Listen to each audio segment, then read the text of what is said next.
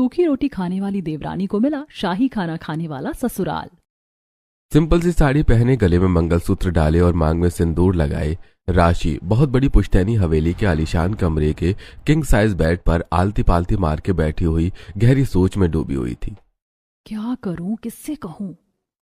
सोचती हुई राशि बेड से उठती है और कोने में रखे हुए पुराने से मैले झोले में से एक पोटली निकालकर खा ही लेती हूं। अब वापस बेड पर आकर आलती पालती मारकर बैठ जाती है और पोटली खोलकर उसमें से सूखी रोटी निकालकर खाने लगती है।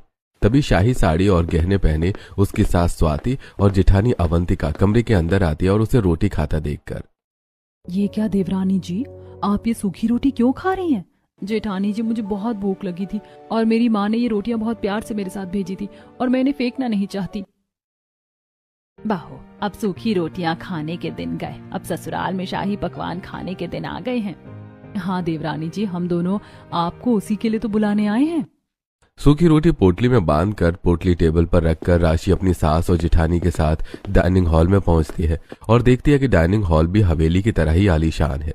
संगमरमर की डाइनिंग टेबल के बगल से लगी कुर्सी में बैठे विजय जी, सौरभ और नेहा राशि को देखकर, आओ बहू, आज से पूरा परिवार तुम्हारे साथ ही खाना खाएगा। आज शाही दावत की शुरुआत तुम करोगी। राशि अपने ससुर विजय जी के बगल में बैठ जाती है। तभी घर के चारों सर्वेंट विवेक, सरिता, आरती और रामू बारी बारी शाही पनीर, बिरयानी, निहारी, रोगन जोश, मुर्ग मुसल्लम, दाल बाटी चूरमा, कबाब, कोरमा, तंदूरी रोटी और लौकी नजाकत जैसे शाही पकवान लाकर डाइनिंग टेबल पर सजा देते हैं। राशि बहू, तुम्हें जो पसंद हो उससे शुरू करो। अवंतिका अपने हाथों से एक प्लेट में बिरयानी, निहारी, शाही पनीर और तंदूरी रोटी रखकर एक निवाला राशि को खिलाकर, ससुराल में पहला निवाला अपनी देवरानी को मैं खिलाऊंगी। अवंतिका के हाथ का निवाला खाते ही राशि को कुछ ऐसा याद आ जाता है जिससे उसकी आंखों में आंसू आ जाते हैं। क्या हुआ देवरानी जी, सब्जी में मिर्च ज्यादा है क्या? नहीं, ऐसी बात नहीं है जेठानी जी। तुम भी कैसी बात कर रही हो अवंतिका, आज पहली बार सूखी रोटी खाने वाली ने शाही खाना खाया है तो वो इमोशनल हो गई। हाँ, मैं भी ना बुद्धू हूँ, इतनी सी बात समझ नहीं पाई। गहरी सोच में डूबी राशि धीरे धीरे खाना खाती है और सब लोगों के खाना खा लेने के बाद, छोटी भाभी, आपने अच्छे से खाना तो खाया है ना?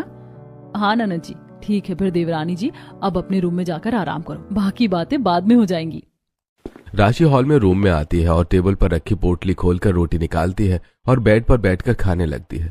तभी कमरे में उसका पति सौरभ आता है और उसे रोटी खाता देखकर, राशि, तुम सूखी रोटी क्यों खा रही हो?